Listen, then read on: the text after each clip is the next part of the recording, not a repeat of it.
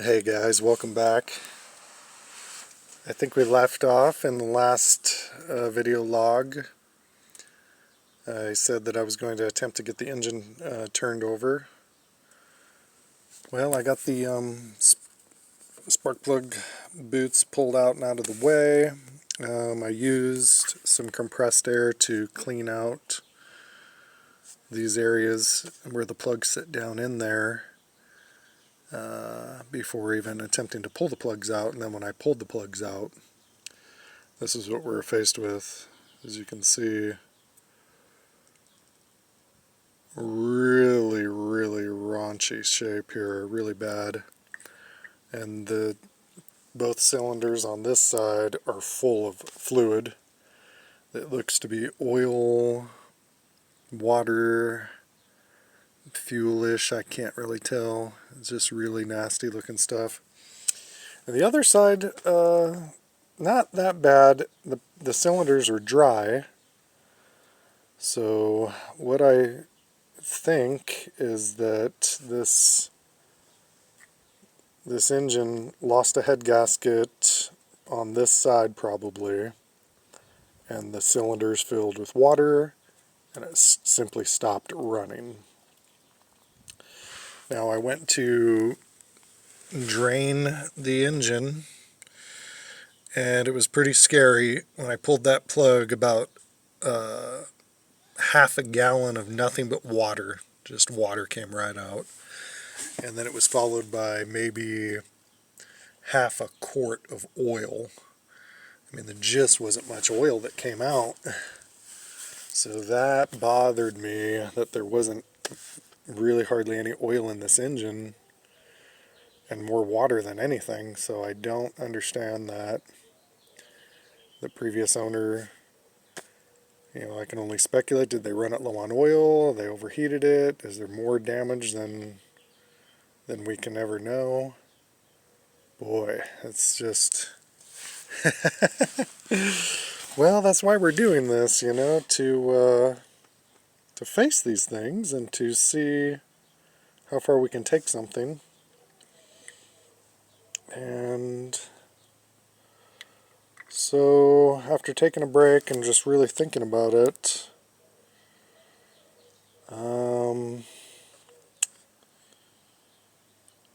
it's really got me. I'm really concerned, and I wish I could get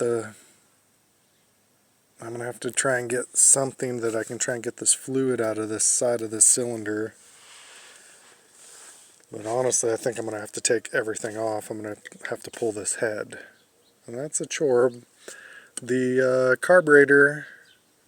The entire carburetor setup was going to have to come off anyway, because I'm sure that all the bowls are crowded up and nasty, and I pretty much figured that I was going to have to pull all that off and pull the bowls off and clean all the carburetors out and mess with that type of thing.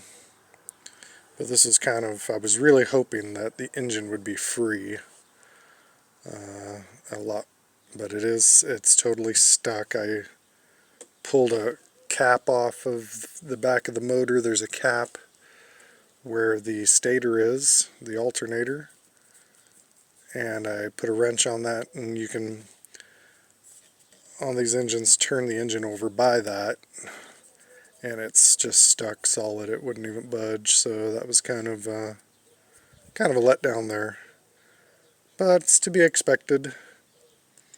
I think what I'll do moving forward is try to pull the head off of this side and really get a good look. That way I can drain the cylinder, see what condition the cylinder and the head is in.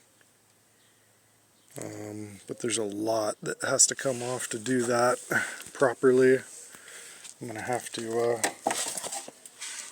remove these fairings here, this shroud, and pull the timing belt cover. There's just a lot involved in doing that. It's getting kind of hot out right now where I'm sitting with this bike outside, so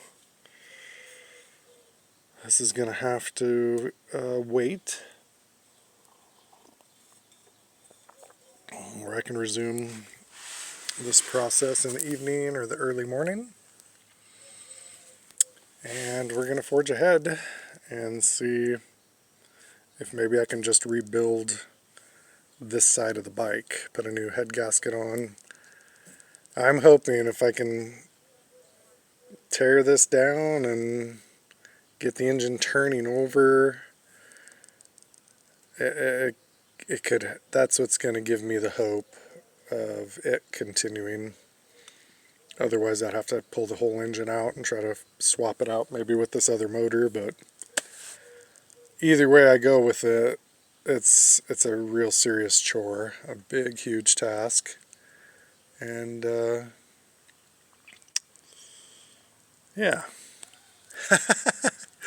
These are the challenges we face, you know. These are the challenges you face when you're dealing with this type of stuff. And that's okay, because like I said, I like a challenge.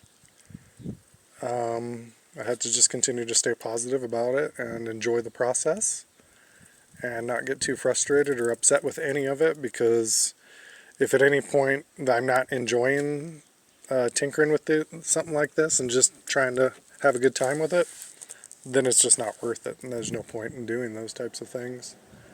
So that's a huge part of the process, is maintaining a positive mindset when it comes to all this type of stuff, and that's something I hope to pass on to others as they approach their projects and